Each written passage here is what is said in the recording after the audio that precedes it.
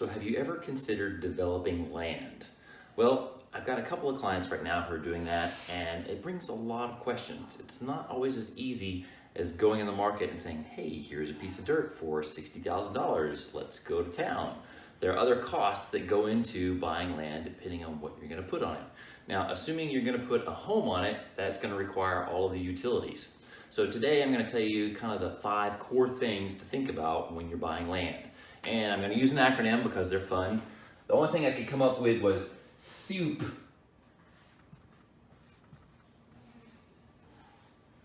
I know, it's really bad. I mean, I guess it could be pews, but I'm gonna go with SOUP. So the first one is sewer. And I'm using brown because it's dirt. Sewer is you're gonna have to have either a septic tank or a sewer line. So the costs associated with sewer are a septic tank, which is generally about $7,000, at least around Travis County, that's what it is. Or you're gonna need a line to sewer the street. And so that's gonna require plumbing. So you have to get a quote. Plumbing, there's no way I could even guess for it because it depends on the terrain and the length and the slope. But you're gonna spend some money, probably a couple grand at least, to get lines from wherever you're gonna put the house to the sewer line. Next one is electrical. So that one's not too bad. If you've got a power pole nearby or electric service, you just need to run a line. So you'll need to have a qualified electrician run that line.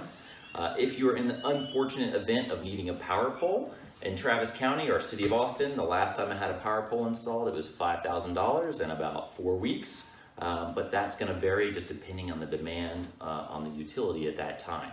So you need to get an electrician and check out your electrical service. If it's already an existing pole, it's probably not too much to connect the power straight from your source to whatever you're building. So next one is easements.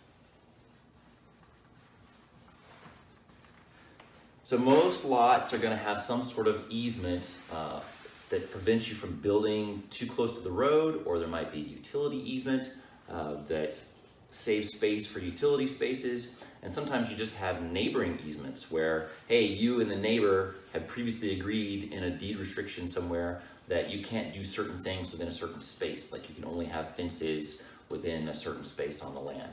So you just wanna make sure that you check out what existing easements are on those land. Next one is water. Now this one is a big variable because if you have water at the street, you still need to have a tap.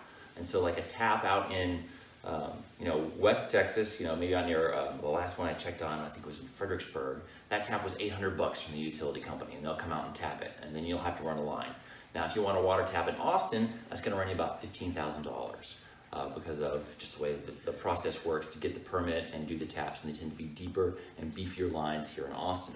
So make sure you know what that is for your water. If you have to dig a well, that's gonna depend a lot on where the property is and how deep you have to go in order to hit well water.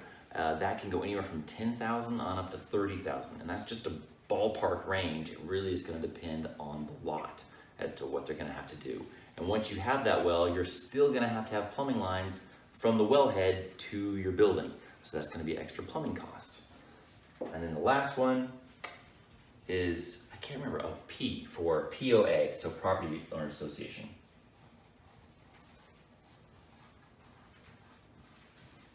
So a lot of times you'll find, raw land, but it's still subject to a property owners association or a homeowners association, which might restrict what you can build on it. So you can only build houses of certain sizes, or you can only build 1 structure or 2, or there might not be any restrictions at all. You also want to check your deed restrictions, because sometimes there might be restrictions that were put there when the land was first subdivided. So hopefully those, think of SOUP with 2 E's, to think about what you need to do when you're buying land. The price tag just on the land is not the total price to actually develop and actually put something on that lot. So think of those things when you're out shopping for land. If you need any help with it, I'm here for you. So give me a call or reach out to me, and I'll be happy to help with your land deals.